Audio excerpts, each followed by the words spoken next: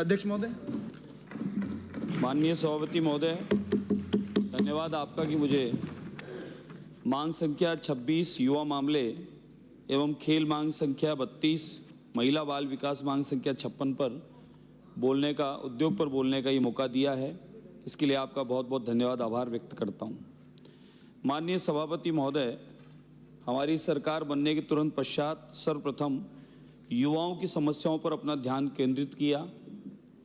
पिछले 5 साल में युवा वर्ग गत सरकार कार्यप्रणाली पर बहुत परेशान थे, जिसका परिणाम था कि विधानसभा और लोकसभा चुनावों में युवाओं ने बढ़ चढ़कर भारतीय जनता पार्टी, मोदी और एनडीए पर पूरा विश्वास किया और उसी का प्रमाण है कि हम सब यहाँ पर अग्रणी विकास की ओर बढ़ रहे हैं।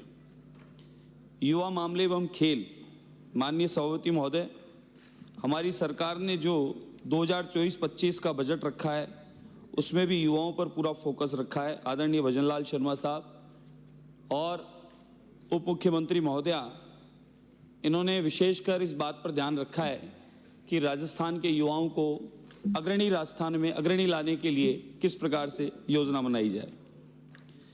हमारी सरकार ने युवाओं के सर्वांगीण विकास के लिए, व्यक्तित्व विकास के लिए, शिक्षा और खेलों से शारीरिक एवं मानसिक विकास की कौशल एवं क्षमता के निखारने के लिए, रोजगारों के नए अवसर में वृद्धि करने के लिए संकल्प को लेकर कार्य शुरू किया है।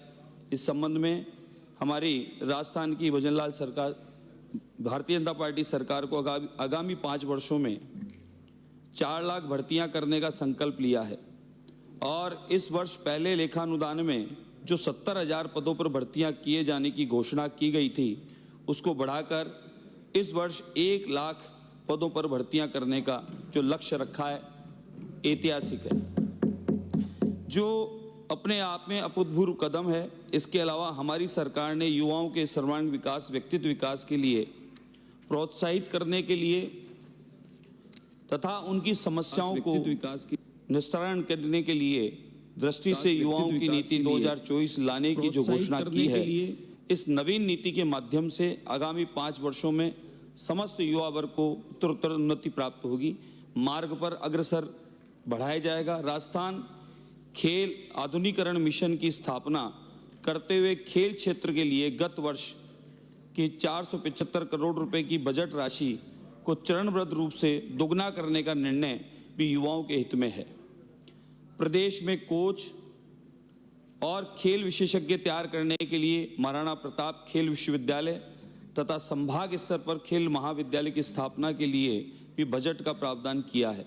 साथ ही युवाओं में कौशल विकास कर प्रदेश में 2 वर्षों की अवधि में 1,50,000 से अधिक युवाओं को ट्रेनिंग कराने का भी निर्णय लिया गया है।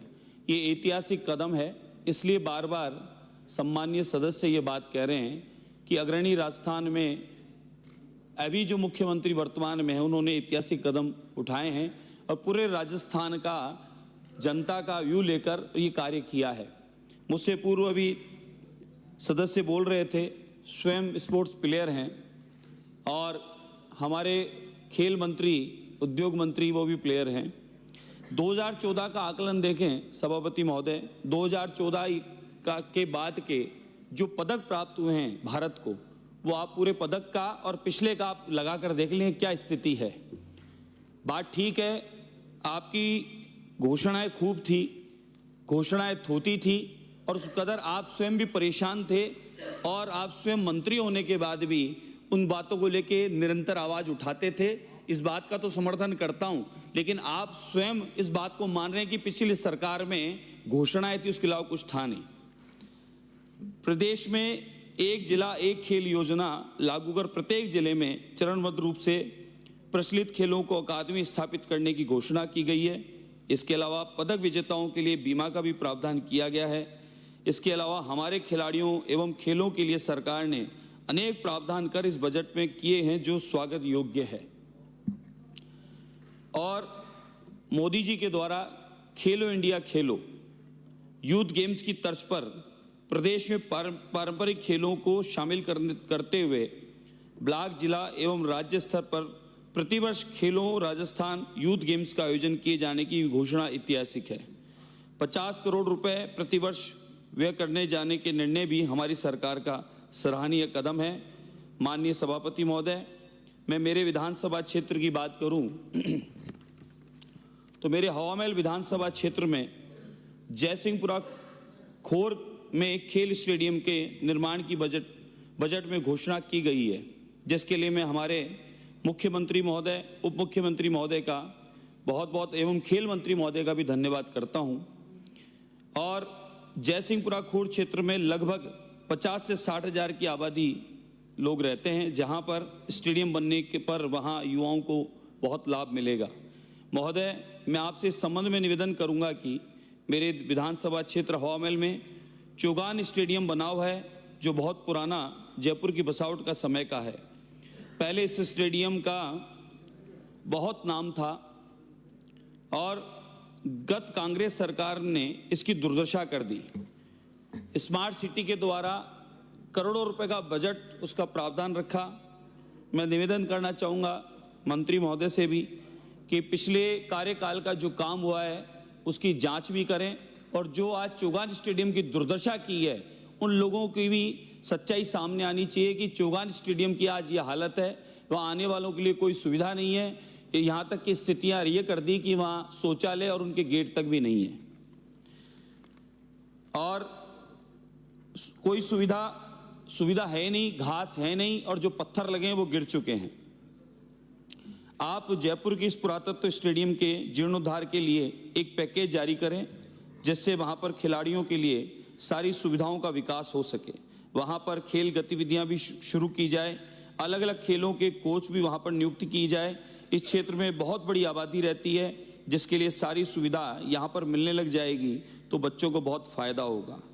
गत 5 वर्षों में पेपर लीक के प्रकरण, युवाओं में जो निराशा थी, भविष्य कांग्रेस सरकार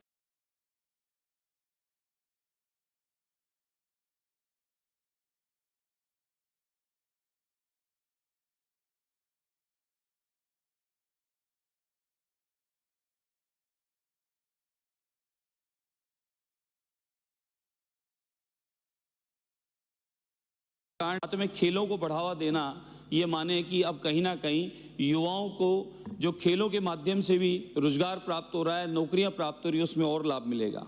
महोदय, मेरा ये आग्रह रहेगा कि जयसिंहपुरा खोर में स्टेडियम की जो घोषणा की गई है, उस स्टेडियम की जल्द से जल्द काम शुरू किया जाए और इसका फायदा वहां के क्षेत्रवासियों को मिले। भविष्य होगा साहब, बिल्कुल होगा। आप अग्रणी राजस्थान के साथ अपना योगदान दें, आपका सबका भी विकास तय होगा। हमारे उद्योग की बात कहूं महोदय, हाँ, प्रतिपक्ष नेता हमेशा बने रहे, बात ठीक है। मैं उद्योग की बात करूं, हमारे प्रदेश का हर जिला अपने एक विशिष्ट उत्पादन के लिए प्रसिद्ध है। राजसमंद हो तो टेराकोटा के लिए, बाड़मेर ब्लॉक प्रिंटिंग के लिए, कोटा डोरिया के लिए, जालोर मोजड़ी जूती के लिए, पाली मेहंदी के लिए, प्रतापगढ़ थेवा कला के लिए, जयपुर जेम्स के लिए, ज्वेलरी के लिए, साथ में 2 दरियों के लिए तथा नागौर हैंड टूल्स के लिए स्थानीय उत्पादन को बढ़ावा देने हेतु माननीय प्रधानमंत्री नरेंद्र मोदी जी ने वोकल फॉर लोकल के लिए की गई पहल का क्रम में राज्य के प्रत्येक जिले को एक्सपोर्ट हब बनाने की दृष्टि से राजस्थान का एक जिला एक उत्पादन योजना 2024 लाए जाने की घोषणा की है, जिसके क्रियान्वयन में प्रतिवर्ष लगभग 100 करोड़ रुपए का भार आएगा।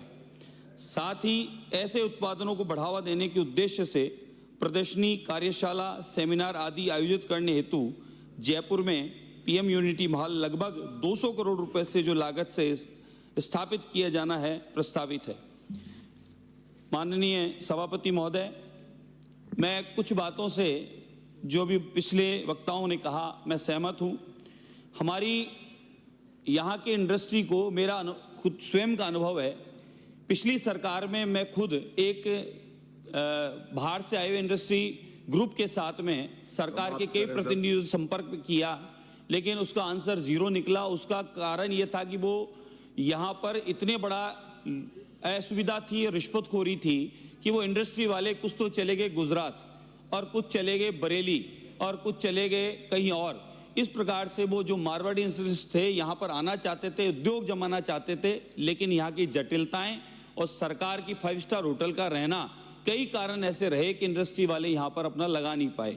लेकिन इस बार मुझे पूर्णतः विश्वास है, संपूर्ण राजस्थान के जो इंडस्ट्रियलिस्ट हैं पूरी दुनिया में, जहाँ व्यापारी वर्ग बड़ा नाम है हमारे मारवाड़ी इंडस्ट्रीज का, और गुजरात मॉडल की हम बात करते हैं, गुजरात में जिस कदर आदरणीय प्रधानमंत्री मुख्यमंत्री रहते हुए और गुजरात में ऐतिहासिक इंडस्ट्रियां डेवलप की, उस कारण हमारे यहाँ के मारवाड़ी भी अधिक संख्या में जाके और गुजरात में अपनी इंडस्ट्रिया लगाए। गुजरात आज इतना बड़ा समृद्ध बन गया, और वही गुजरात मॉडल की वजह से संपूर्ण भारत ने मांग की थी कि भारत को भी अब अग्रणी लाने के लिए हमें मुख्यमंत्री नहीं, अब प्रधानमंत्री मोदी चाहिए। उसी प्रकार से अब हमारे आदरणीय मुख्यमंत्री भजनलाल शर्मा साहब ने बहुत अच्छी पहल और शुरुआत की है, और मुझे पूर्णतः विश्वास है। अभी कुछ दिनों पहले ही यूके से मेरे कुछ लोगों के फोन आए हैं कि हम लोग मुख्यमंत्री से मिलकर और यहाँ पर आईटी हब लाना चाहते हैं, यहाँ पर हम लोग इंडस्ट्री लाना चाहते हैं। ये माने कि सरकार की आने की शुरुआत से जो माननीय सभापति महोदय, आपने मुझे